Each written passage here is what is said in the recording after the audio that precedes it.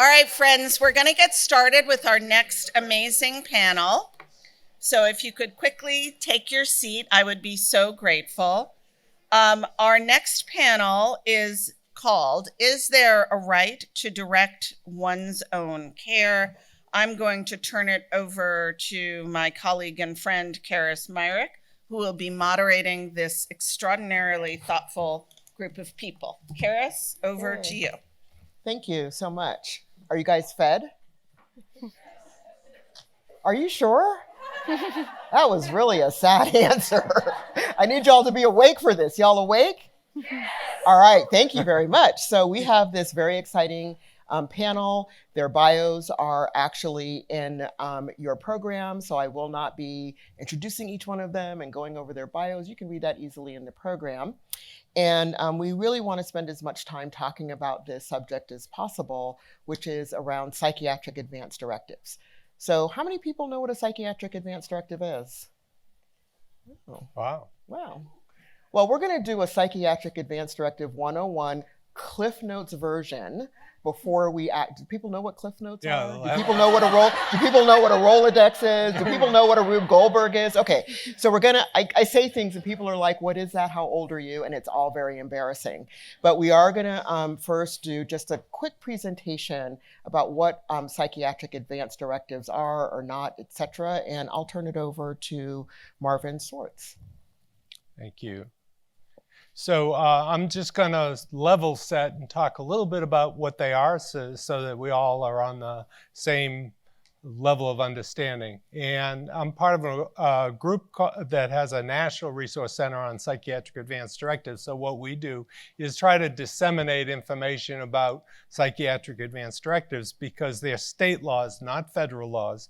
You can thank Sarah Palin for that because when she was running for vice president, she said that any legislation that would extend advance directives across state were death panels. And so the legislation at the time that was proposing to make them universal died. So they're state laws. What they are legal documents that allow persons, when they're of sound mind, to refuse or give advance consent to future psychiatric treatment. That part of it are called the instructional directives. So where you specify the treatment or your preferences, that's called the advance instructions. And then the other part is the authorization of a person to make future decisions about mental health care on behalf of a mentally ill person if they then become incapacitated. And the terminology for that varies from state to state, but let's, for the sake of this, call it a healthcare power of attorney. It can be called something else in another state. So there's those two pieces, the advance instructions, which are similar to a living will, which documents someone's wishes, consent, or refusal of future care. So what's the person saying is, if I become incapacitated, so if I can't speak for myself coherently, these are the things I am consenting to or for in advance of that incapacitation. And then the healthcare power of attorney is the idea that you are conferring to someone else the ability, when you are incapacitated, to make decisions on your behalf. And it can be any kind of healthcare decision unless it's specified in some restricted manner in that state. And the healthcare power of attorney can be designed so it has limited or broad powers. So you could, in a healthcare power of attorney, say, I want my father to make these decisions, and I want my boyfriend to make these decisions. That's totally kosher in most states. So you can customize them so that they really meet your preferences about who is going to make decisions for you during a period of incapacitation. In North Carolina, you're allowed to have either or both, and in many states it works like that. You can not have an advance instruction, but merely say the healthcare power of attorney knows what I want, ergo, just listen to that person, or you can try to have an advance instruction alone. We don't recommend that because we don't think it's really adequate to have a representation of one's wishes. In some states, that's 2 documents. In some, it's 1 document, depends on the state. So we asked, we did a survey some years ago. It's several years ago now, but I think it's still relevant. And what we did is, one, asked people, do you have a psychiatric advance directive? So did you do one on your own? And we found that in these localities, Chicago, Durham, San Francisco, Tampa, and Worcester, that people said, about 4 or 5% of people said they had done one on their own. These were folks with mental illness. If we then asked them, would you like one if someone helped you do it, it jumps to about 2/3 to 3/4 of people will say, yes, if someone would help me do it, this is something I'd like. So there's a huge latent demand for psychiatric advance directives. That's the gap between how many people do them on their own and how many people would want one if someone helped them. And this is sort of the whole story about psychiatric advance directives, in that there's just not enough of them to affect healthcare systems and providers to pay enough attention to them. And we really need to figure out ways to get more out into circulation so people will respond to them, because there's still a very low prevalence. In fact, where I work in North Carolina, probably most of the ones in North Carolina we did as part of studies. So very few people do them on their own. People do them if they get assistance, and we've seen in studies that we've done that in fact about 2/3 to 3/4 of people, if given assistance, in fact do them. So that when we offer assistance, they are completed, and when they're completed that way, people are satisfied with them, they're pleased with them, they feel like they do represent their wishes. So a PAD usually permits an individual to plan for, consent to, or refuse hospital admission, medications, even ECT or any other treatments. Usually not experimental treatments, but sort of standard treatments for mental illness you can usually consent to, either in the advance instruction or in the healthcare power of attorney. However, it only takes effect when a person loses capacity. And so one of the other barriers to their having effect is that doctors need to determine capacity. And most providers are a little bit short on doing that in their practice. So it's partly an issue of informed consent, that people really need to be much more diligent about assessing whether a person has a capacity to make decisions. You know, the thing that people like to say is doctors only assess capacity if a patient disagrees with them. And that's largely true. If a patient, is going along, usually they take that as consent. But doctors are the gateway to this, in that unless a doctor writes in the chart, this person lacks capacity to make treatment decisions, the person is not incapacitated. So what does that mean? What does incapable mean? So this is the definition in North Carolina. In the opinion of a physician or eligible psychologist, the person currently lacks sufficient understanding or capacity to make and communicate mental health treatment decisions. And most of the definitions in states are similar to this. Some are more elaborate than this. Some are more bare bone like this. So this is saying if the person can't communicate anything, or they seem not to understand the decision they're making, then the doctor then would just document in the chart, in the medical record, the person lacks capacity. So this is not incompetency. Incompetency is when someone's adjudicated to lack capacity. So you go and the physician or the other psychologist or whatever goes in front of a judge and gives testimony, and the judge determines whether the person's incompetent. This is an informal process whereby you write in the chart the person lacks capacity, and until that's reversed in the chart, that person shouldn't be making any decisions, because you've judged for them, at least on a clinical level, that they're incapable. How do you do it? Any adult of sound mind, and this is just a phrase used in things like wills and other documents, and it assumes that someone's of sound mind, but really the person who's determining that the individual is of sound mind is the witness. That's the purpose of the witness, is to attest attest that that person seems to be of sound mind. So it's signed in the presence of these two witnesses who say that the person's of sound mind.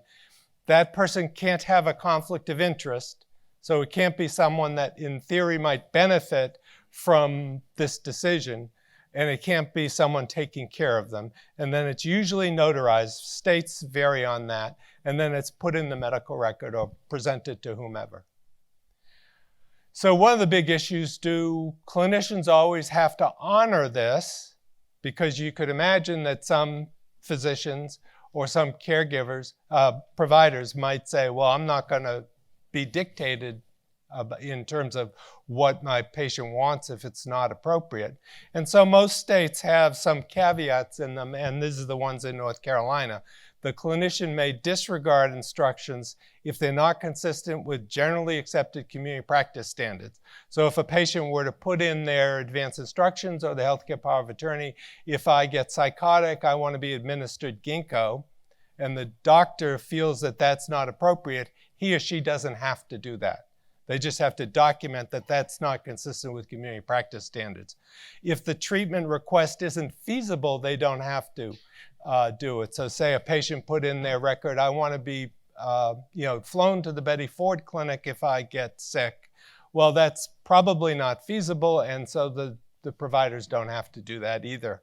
Or if the treatment would interfere with treating an emergency, or if it in place is involuntary inpatient commitment. So that would trump generally a PAD as well, or if it conflicts with other laws. So all of these are ways in which a PAD might not be honored in a situation. However, in all states where they do this, it says even if one part of the PAD is overridden, that does not obviate the need to follow the rest of the PAD. So you just document that, for example, the Betty Ford clinic is not taking patients and I can't do that. You just would document that, but you would follow the rest of the PAD. It only takes effect, as I said before, when the patient's incapable, and it only continues during that period of incapacity. However, the information that's in a PAD is still very valuable, and the document still exists. And so if you share it, it often is a very good précis of someone's medical record. So it's we try to do them so that they're very condensed and to the point, because often people's medical records are so long that, say, in an emergency room, they're not going to read the whole thing. So one of the benefits of them is we try to hone them down so that they're very they're a short summary of someone's medical history, and then a short summary of what kind of treatment preferences they have. So the PAD takes full effect legally when the person's incapacitated, but the informational value is still out there when a PAD is shared. I think I may be if you want to learn more about this, there's plenty of resources. We operate the National Resource Center on Psychiatric Advance Directives, which has a state-to-state guide and a lot of information about PADs. But you can also go to NAMI, the Bazelon Center, Mental Health America, and plenty consumer organizations to get information if you like. But there's plenty of stuff out there, and I encourage you to read it. Okay, great. Thank you so much. That was a lot of information. And if you look on the back of your name tags, there'll be a QR code for the test. No test. No test. I was just going to add a QR code. Why not, Melissa, right? Okay. So, but, these things are really, really amazing. And we heard from our previous, one of our presenters, Dr. Scher, talk about people, place, and purpose. And one of the things I've always added to those 3 Ps is another P, which is power, which is around self-determination, choice, having your desires known, those sorts of things. So let's talk a little bit about sort of the uptake of PADs and why they're kind of underutilized. I'll turn it to anybody who would like to answer that. Can I say, I'm glad you made that point, because one of the things that's really, I think, striking about PADs is the concept that even if I'm not able to speak for myself, this will speak for me.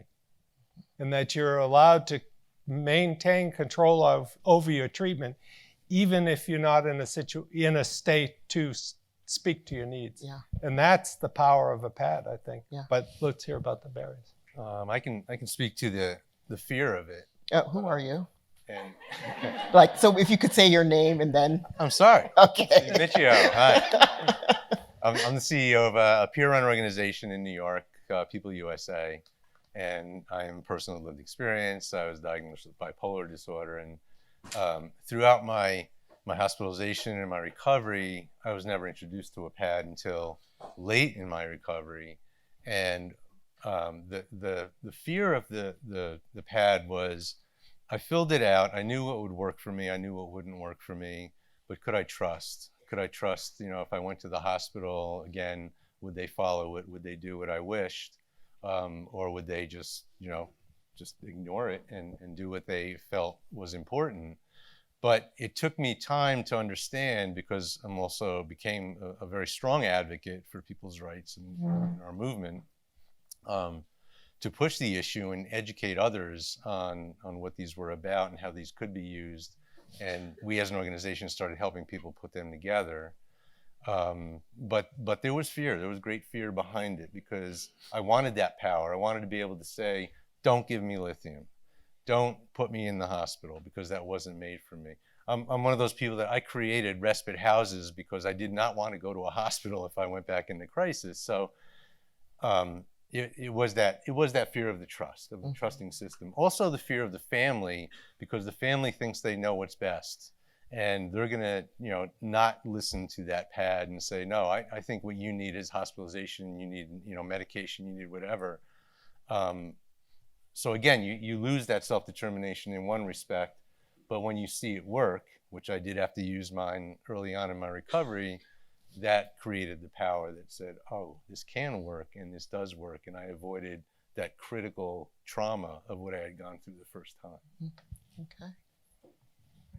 Hi, everyone. My name is Oduwo. I'm a third-year psychiatry resident at University of Washington.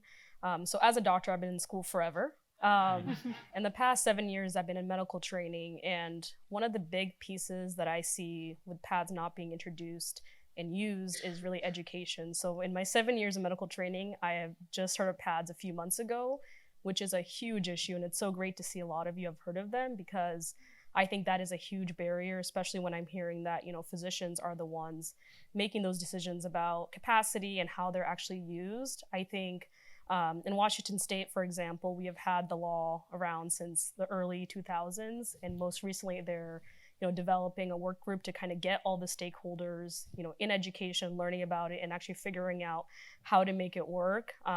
Because I feel like there's a lot, that fear comes from really lack of education. I think physicians are a group that's maybe not being reached when learning about these things. There's a lot of hesitancy. There's a lot of that tension between, patient autonomy and physician decision-making. And I think that comes from just a lack of education and understanding of what these things actually do, and kind of a way to make them work together and help us work with the patients and actually come to treatment decisions that feel good for us and the patients to be working on. Hi everyone, I'm Marjorie Scher. I'm an attorney based in New York, and my practice focuses on the Medicaid population. And in my study of psychiatric advance directives, for whatever reason, the legal community and the system at large does not view them as the same as these other widely accepted advance directive documents. I know Marvin in his presentation talked about living wills, healthcare proxies. These are household names, and a psychiatric advance directive, as we've seen, is not a household name. And so what happens is the court system is relied upon to kind of define and make concrete what we will and will not uphold in a psychiatric advance directive. And for whatever reason, the state of Vermont, for example, has the widest body of case law on this. We think that it's because the state of Vermont needs a court order to involuntarily prescribe medication or involuntarily administer medication, and that doesn't necessarily exist in other states. But I found one of the early cases striking in that there was a legal question of whether or not the presence of mental illness alone makes you incapacitated to fill out a pad. And the court had to determine that very baseline fact. So we're really starting from zero in a way that doesn't exist, or we're starting foundationally in a way that doesn't exist with these other advanced directives. And so to Claire's point about education, I think one of the things that we can do is really highlight the similarities between a psychiatric advanced directive and these household name advanced directive tools, perhaps structuring them the same way, perhaps creating legislation so that the two mirror one another, and that perhaps would answer in advance some questions for patients without having to be in mental health crisis and go to an emergency hearing at the same time. Mm-hmm. One of the controversies, I'm glad you brought that up, one of the controversies about psychiatric advanced directives is that in most states, in all but a few states, they're irrevocable during a period of incapacity.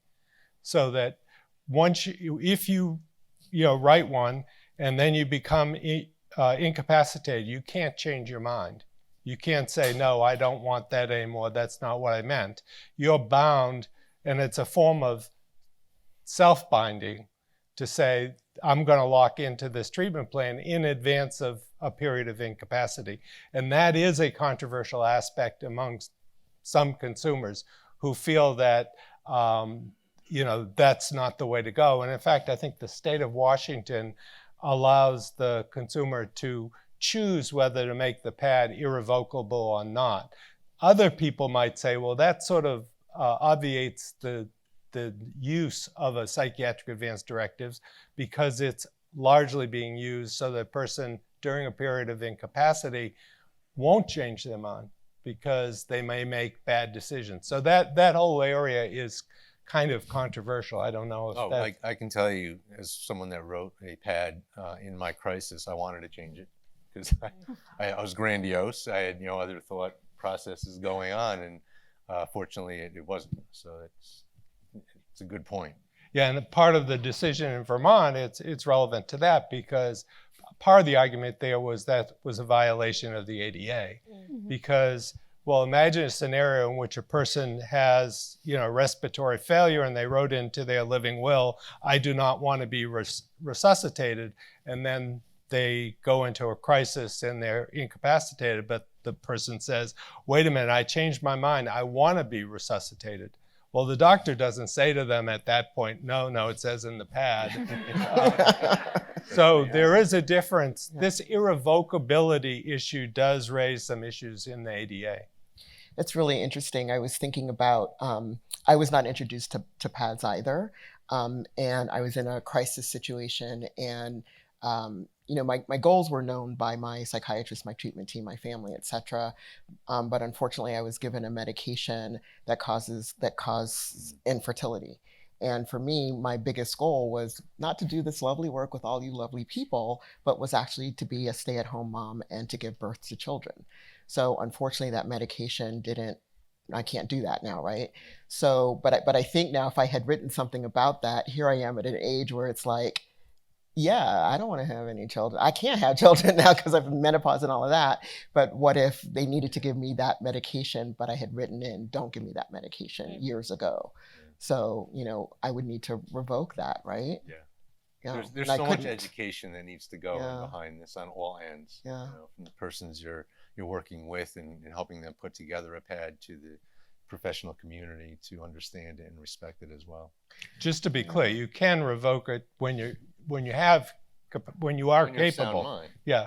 It's just during the period of incapacity. I would have totally forgot that was in my pad and would have been in a crisis situation, and be like, Yeah. But so let's talk about that around helping people themselves, because there's education around maybe providers and systems, but what about the person themselves? If they had been told that they could have one, according to your study, they would have agreed to do that, but who's going to help them fill it out? Mm-hmm. Now, I've seen some of the legal documents that are at the 11th grade and above level because I've tested them for that. But so how do you help a person? We as an organization and with our partnership with NIAPRIS at the time and in the Bazelon Center got the pads together, created a simpler format of helping people to put them together. And we would do that with them because you have literacy issues, you have, simple understanding of what you're putting down there. having a menu of ideas, not telling them what should go in their pad, but having a whole menu of ideas and suggestions of what they could put in the pad was important. And so we would be able to offer that. And at the time, when we started doing it, it was everywhere in our organization, and we were doing hundreds of them, a year, and helping people get through those. Mm-hmm. Has anybody else done any? You said you had helped people? Yeah, we felt it was necessary to also show that would work. Mm-hmm. That consumers would be satisfied and happy if someone facilitated it. That's what we called it. So we've done it and shown, and published articles that showed that we can train clinicians to do it, we can train consumers to do it, we can train lay people, NAMI members. They all can do it. They're all a little different, but they all can sit with a person and generate a pad that the person's satisfied with, the consumer's satisfied with. And so that's been gratifying, that it's not that difficult. What you're really doing is helping the person, sort of stick with it and understand sort of the decisions they have to make. I think one thing that goes along with the education too is making sure that whoever fills it out has a clear understanding of when it starts and when it stops, and what that incapacity period means and how it sort of turns on and off. And one thing that we've heard about is, filling out language about restraints, physical restraints, Haldol chemical restraints, and how those might be used in a first responder crisis situation. And the pad has no efficacy at that point, right? That's legally just how it's built. It's a built-in barrier, and it doesn't mean that a pad shouldn't be used, but it's part of the education process to make sure that people have a full understanding and appreciation of its effects and its limitations. Yeah, I think what I think about is figuring out the best person and place to fill it out, because from a physician standpoint, where we're kind of bogged down with paperwork and have things to do, is that the best place to do that? And would it be better, in a scenario where it's not a crisis and there's time to actually thoughtfully sit down and do it? And I think a lot of the angst, anxiety from mental health providers comes in when, there's an emergency situation. Then, okay, now we have to add on filling out this pad. And then is it going to be a rush thing where somebody's like, let's just get through this? And like, that is a huge aspect of it too. And thinking about how to make it easily accessible. Like, is it going to be integrated into the, EMR where it's easily found and easily fillable? Paper is great, but hard to track down and hard to update. So I think that's, figuring out ways to integrate it into the system where it's not, extra paperwork and things to get done in some of those situations. And I think that will make, mental providers and clinicians more likely to do it. Yeah, we don't recommend people do it in the hospital or during a crisis, because what you want is for the person to have time to step back and say, well, what went right, what didn't go right, and what do I want now that I've had a period. And there's some people who aren't in a position that they don't reconstitute. They unfortunately stay too ill to be able to have that period of reflection and be able to do it. And how do you do that when, so in California, we have CARE Court, which is Community Assistance, Recovery and Empowerment. It's a new court. You've all been paying attention to Prop 1 and everything in California, you know what's going on. But the bigger issue is in the legislation, we did include supporting anybody who is referred to the CARE Court process or under CARE Court orders to be able to complete a psychiatric advance directive along with a supporter, like a supported decision making. And they can select the supporter.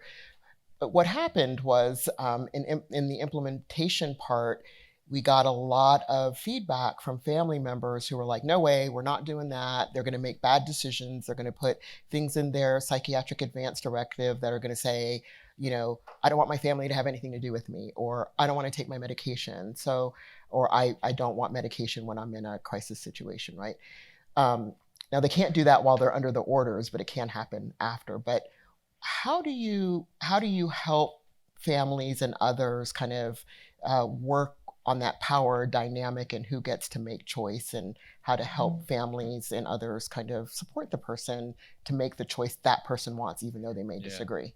I think what helped us was Mary Ellen Copeland created the WRAP plan, the Wellness Recovery Action Plan. And we looked at it differently to say the family needs a WRAP plan, not the individual, but the family needs it so that we can get to the advanced directive that's going to work for the individual, helping the family understand their own wellness, their own challenges when things do and don't work, and understanding that they do have, a child or a loved one that has self-determination, that has a pretty good concept and idea of what has worked for them in the past or hasn't worked for them, and helping the family to understand that and maybe let go a little bit. And that is a challenge. That's a huge challenge because the family always thinks they're doing the best for their loved one.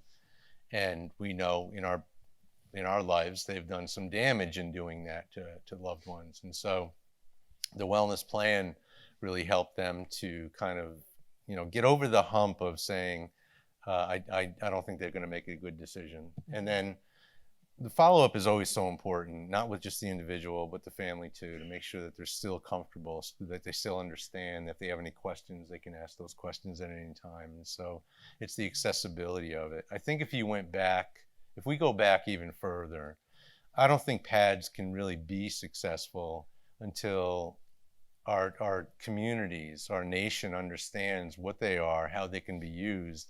But if I'm a traditional mental health provider, that I fully understand what that is, and anyone that walks through my door into my clinic or into my services or whatever, the first conversation we have is the PAD. Whether they're in crisis or not, we're still going to start that conversation. That would evolve the system where PADS would be the useful tool. Wow. That's really powerful. When I had thyroid cancer, the first thing that my endocrinologist talked to me about was, who did I want to support me? What did I want? How did I want it? And I thought, why is this woman all up in my business? Like, I just met you. And then I said, what is this all about? And she said, well, and I kind of got it before she even said it. I said, oh, we're talking about HIPAA. That was the first place we were around who did I want to have what information, rather than seeing it as a binary. You get all the information or you get none of it. We walk through the process in that way well before, which was so empowering. And I thought, wow, I wish we did this in mental health. Yeah. So I think the same for PADS. Yeah, you were talking about a guy who wanted to smoke or whatever. Yeah, so we train our facilitators so that they do, that they guide the person through the process, but they also what we call reality test. And I'll give you an example that we're talking about is we had one fellow who said, if I want to put in my PAD that if I'm in an emergency room, I want to be able to smoke. And so the facilitator, who was well trained, said, you're not going to be able to smoke. And so you have the God-given right to put this in your PAD, but it's just going to disappoint you. And you're not going to believe that the PAD has any effect if you put in it stuff that isn't going to happen. So what we try to do, we will still do it, but we try to get our facilitators to sort of reality test, with the consumer so that they construct something that is the closest approximation of, what they can succeed with. And sometimes that's compromises. Yeah. And I think that reality test goes both ways. Claire, I don't want to speak to you for you or Marvin as a physician, but with our hospital clients, we write a lot of their policies and we need to go through that reality check too, right? Like the policy that we write, we need to make sure as an attorney or as a counselor to the hospital that it is doable by the physician and doable by the people that are delivering the care. So I think the same thing goes with the PAD education for the clinicians to say, this is a document that you have to consider, but let's have you consider it in a realistic way. And those go to the limitations that are built in the legislation. But because there are 50 plus flavors of this legislation, and in some states, no flavor of this legislation at all, people might still come into your facility with a PAD. And I think that regardless of the letter of the law, we want to create a system where our clinicians know what this is, how to read it, how to respect it, and how to do it in a realistic way. Yeah, so do you work with clinicians so that it can be part of, I think we find a lot of times without the clinician's input, we don't know what their process is like.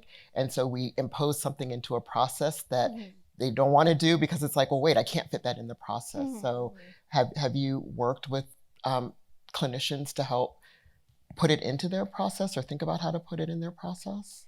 Very much so. And I don't think that that's specific to psychiatric advance directives. I just think that that's good collaboration between your advisor and your physician. And so I think that, again, we see this work well in other well-established areas. We just have to learn how to translate it to psychiatric advance directives that, for whatever reason, seem to be kind of alien. Yeah, I think part of it too is maybe just general society ideas around mental illness versus medical illness of, is mental illness life or death? Yes, it is. And so I think that is kind of a, medical advance directives, people see it as, okay, this is a life or death decision, which I think shifting some of that, education and urgency to psychiatric advance directive is really important. And then I think to Marjorie's point too, a lot of mental health care is, done by primary care physicians, not even psychiatrists a lot of the time. So really expanding that education beyond even mental health practitioners and really making sure that, like, where is most of this mental health care being done and who are we educating and why? Wow. So we are at the Sozosei Summit to decriminalize mental illness, just to make sure we're all in the same place. So I'm sure you're wanting to know, what the heck does this have to do with decriminalizing mental illness? So let's turn to that. So what is the role of PADS in helping with? So I think there's two tangible sort of pathways to decriminalization. One is as an alternative to involuntary treatment. That this is a way for someone to give advance consent to treatment so that the treatment doesn't have to be under involuntary commitment. And involuntary commitment, as you all know, is a path to criminalization. And most consumers, many consumers, and we've done studies on this, have a lot of trouble distinguishing between involuntary commitment and being arrested. Because when law enforcement shows up at your door and takes you for an exam, it feels like criminalization. And it often has a pathway towards, other ways in which one gets into the criminal legal system. The other way that it is very helpful is that it is a very tangible and useful document to give to police officers, to law enforcement, because it is a very good, and it should be a readable document that they can use. Even though it isn't going to have legal power in their hands, it's still a very valuable, because it says you can call this doctor, these are the family members to call, these are the medications. And so it really jump starts them and helps them work with the person in a criminal legal setting as well. Those are the two things I can think of. You all. Yeah, we do a lot of the crisis intervention team training, which is a 40-hour training that officers get on how to engage folks in the community without using the forceful voices and the command voices and whatever, and build relationship with folks. And a component of the training is understanding what psychiatric advance directives are and asking the question of the person that you're facing, do you have a psychiatric advance directive? And if they do, they can, yes or no. The officer can then understand, know that, and if they have to bring them to a hospital or crisis stabilization center, or wherever they have to bring them to, they can share that information as well. Anything else? Yeah, in my practice in Washington State, we have very interesting involuntary treatment laws, which is what's kind of taught to us as the first step to really treating people, which I think, now learning about PADS, I'm like, why are we doing it that way? Why is this the main education we get about this involuntary treatment system? And I think, using that involuntary system for me has felt very just not aligning with what I want for patients a lot of the times. And, it's calling us somebody from the state to come in and evaluate a patient. And, with the relationship between the physician and the patient is often broken in that system of, here, now go to the legal system and get help, rather than, hey, let's discuss this and figure this out. And I think PADS is a way to facilitate that discussion prior to calling somebody from the legal system to come in and intervene. What do you think about creating the relationship between the provider and the person receiving services? Can a PAD help facilitate that relationship as well, do you think? Absolutely, it's key. We work in our behavioral health world, and I'm being general, very general here. We work in the reaction world. We don't work in the kind of more thoughtful world of understanding the people that we work with. If providers could begin to work on building relationship to understand the individual, which means person-centered, compassionate care, all those important things that we always talk about and our whole world of recovery talks about. If we actually practice that, we're building that relationship, and we're not so reactive, we're responsive. I'd rather be responsive to somebody than reactive, because if I'm reactive, it's a knee-jerk. I'm going to create some kind of crazy legislation that's going to screw everything up. And so if I'm responsive, I'm thinking it through, I'm listening to the person in front of me, and I'm developing a partnership and a solution with them, not for them. And that's where it can help tremendously. The other benefit, although not decriminalization, but I think an important one if you followed, say, the Britney Spears case, is that it's an alternative to guardianship, that it's an emergent form of guardianship. And so, the guardianship is usually a one-directional system. And it's very hard, as Britney Spears showed, it's very hard to get out of guardianship once you're in it. And this is a way to have a mechanism to have a short-term plan of care for people who aren't able to make decisions. Yeah. I was thinking about, too, the previous panel where the speaker was talking about reproductive justice issues and reproductive justice tied to criminalization, and some work that has been recently done on psychiatric advance directives for birthing persons kind of gets at what I had struggled with in the same thing, where sometimes a doctor or whomever won't think to ask about what are your reproductive goals, because it's just not in their minds, to talk about those things, because they're worried about your mental health, not about your reproductive health per se. But with this kind of these kind of questions that can be added to a psychiatric advance directive, it helps the person lets the person share their reproductive goals, what they would want to have happen. For example, should they be in a crisis situation and they're pregnant? So forget about getting pregnant, they're already pregnant. So it's very, very clear what they would want to have happen. So that's a very powerful thing too, related to the connection with the decriminalization in birthing persons. There was a question that we talked a little bit about related to, and then I'll turn over to some audience questions, around the interplay between first responders and having the psychiatric advance directive. Y'all touched on it a little bit, but I mean, should they automatically have access to it in like a repository of some sort, or should it be the person who gives it to them? Like, how should a first responder, law enforcement, police officer, et cetera, get access to the psychiatric advance directive? In a perfect world, it would be something that they could easily, have access to. But look how difficult it is for our system of care to just operate on its own, where people have a discharge plan that the provider doesn't know about, doesn't even know the person was hospitalized, or that they change the meds completely when they're in the hospital. They come out and now they're on a wholly different regime when they go back to clinic or whatever. So we're not there in that communication world where that can happen. So it's really more of the officer asking the question or the first responder asking the question and trying to get some kind of answer from the individual and looking at them as credible. And again, stigma plays the role of, if I'm going to go to someone's house and I'm on a call, they're not credible because I'm here. I'm an officer. I'm a first responder.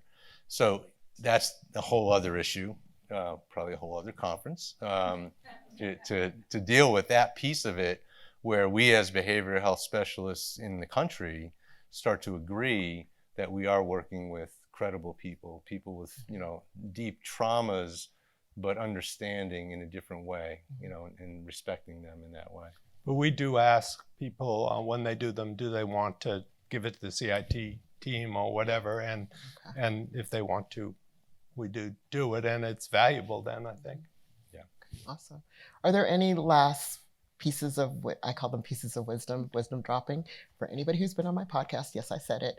Are there any last pieces of wisdom you want to share before we go to our audience questions? There's one thing that I want to bring up about the interplay between recriminalization and mental illness. We're talking about criminalization, and then I want to sort of talk about recriminalization, and that's utilizing existing programs that are outside of just providers to make psychiatric advance directive infrastructure a little bit stronger. And so one thing that I think a lot about is the Medicaid 1115 waivers. These are federally approved programs that allow you to build upon Medicaid policy.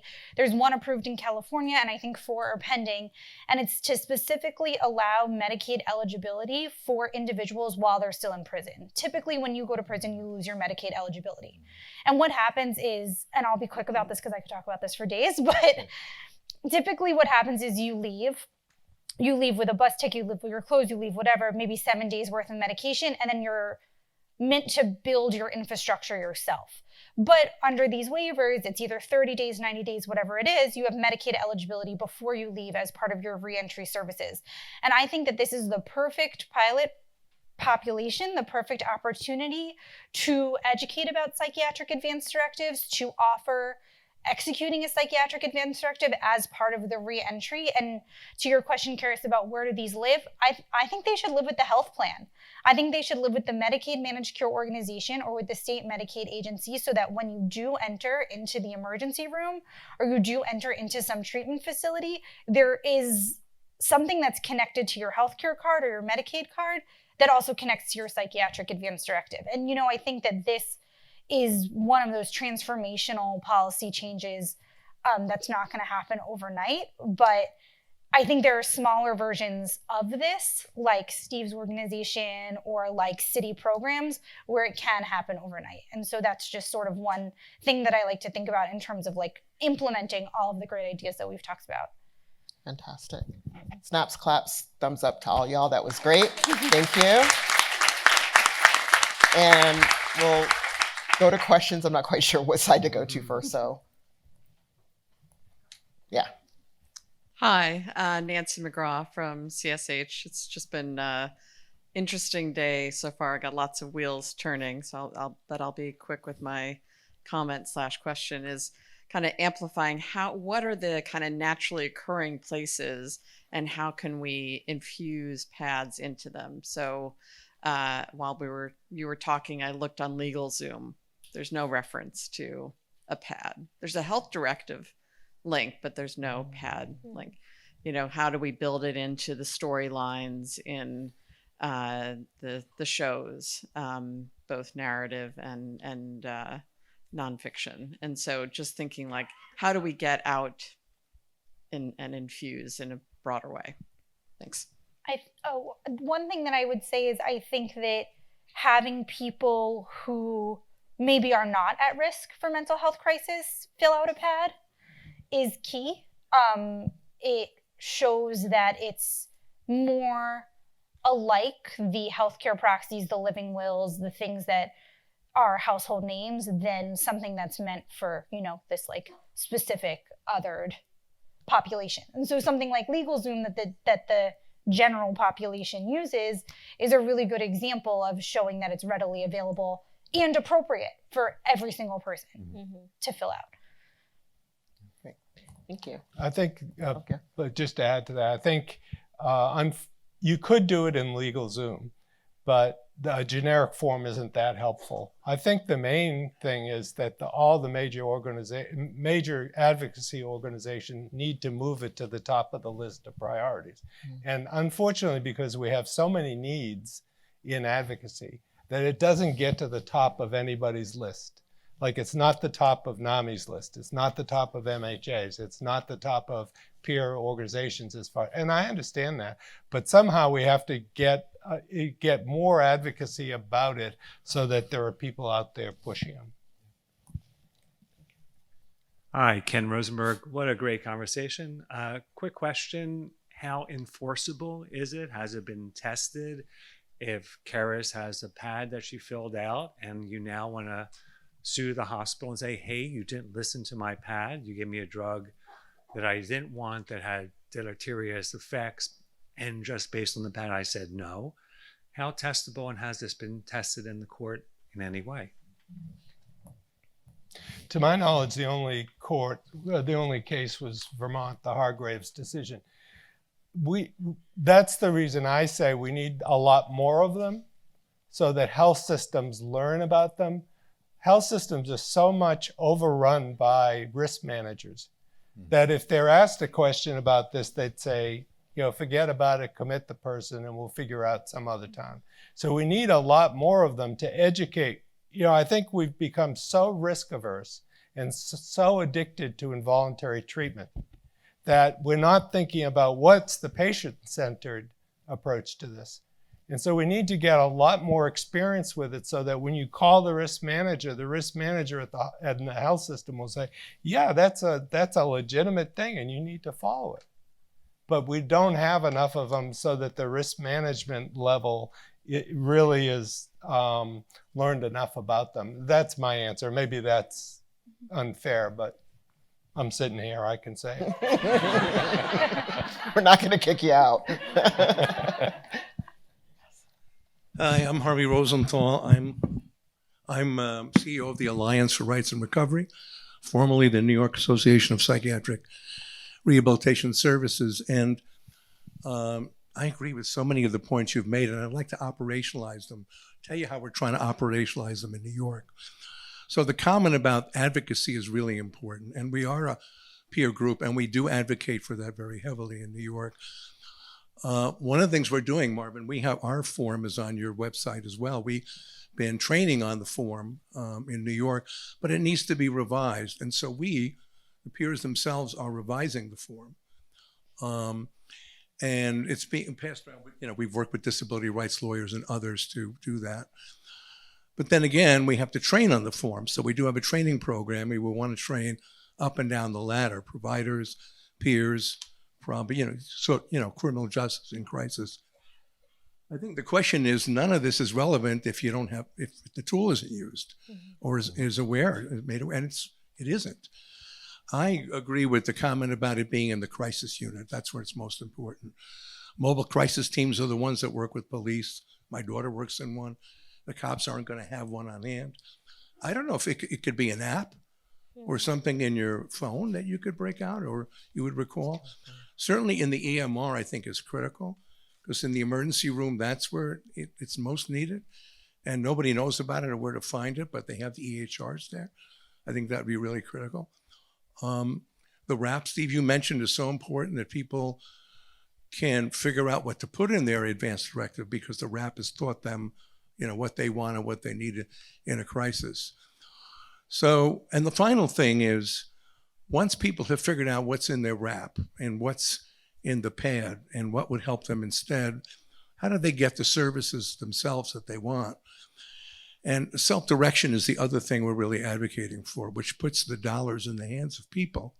So you're not relying on providers who are often offering the same old, but you're allowing people to buy the things they need. So if a job is what's going to help them, you can fix your car or get mass transit and get a suit of clothes and do all the things, have an internet connection, so that what you put in the advanced directive can actually be operationalized with real money and not be relying on providers. So thank you. Thank you. I can't, is there somebody over here? No? Yes? Or just that time. Am I supposed to see that? Can you all see that? No, I thought I'm just old as hell. Like, what? I can't see that. Okay. Yes. No. Oh. Okay. Drop the mic. Okay, drop mic. Was there another question? We're over time. Oh, we're over time. That's not what it says down there. But okay, thank you. We're done.